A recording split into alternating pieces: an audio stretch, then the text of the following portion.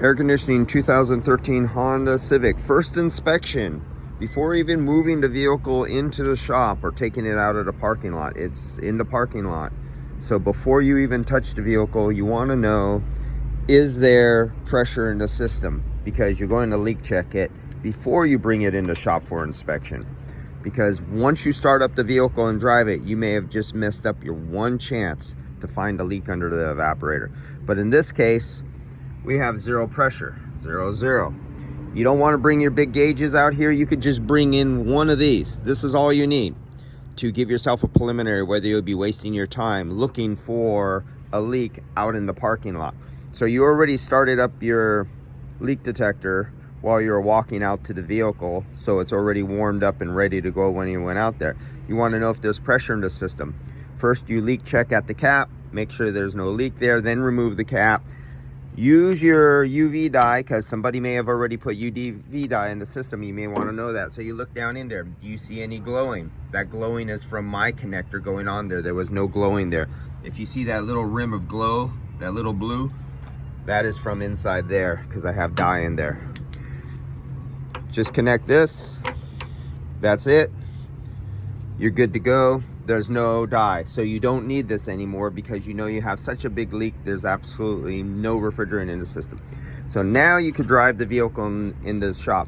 But if there was refrigerant in the system still, that is where you've seen my other videos, and I showed you how to set up the leak. And this only works on a real sensitive, good leak detector, not a good leak detector that's not sensitive anymore because the sensor's worn out, or the tip is plugged up with dirt, or somebody's got water in the tip and contaminated the sensor and it's no longer real sensitive. It only picks up big leaks.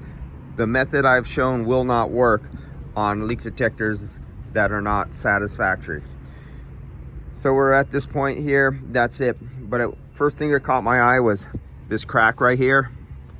And I see this bumper has been painted before, and they actually painted over damaged material before, so it's painted over paint. It wasn't for the best job around, so that made me look a little farther.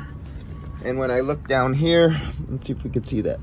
I seen this little, see that little black thing sticking down, and you see a little damage on the aluminum there. I'm going, what is up with that? That looks like the tip of the ambient air temperature sensor.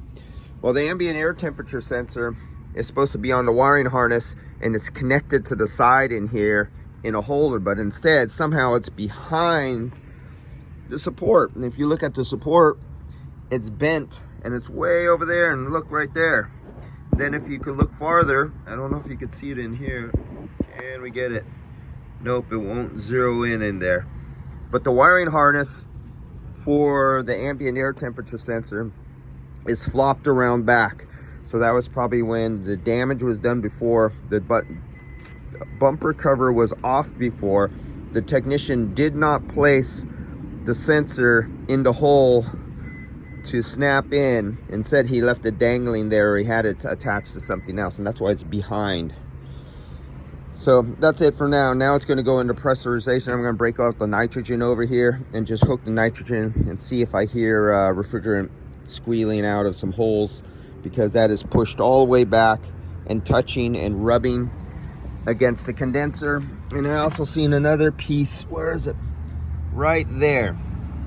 The plastic bracket on the side for the air dam is literally touching and rubbing up against the tubes, and over a long period of time that could rub through and cause a leak.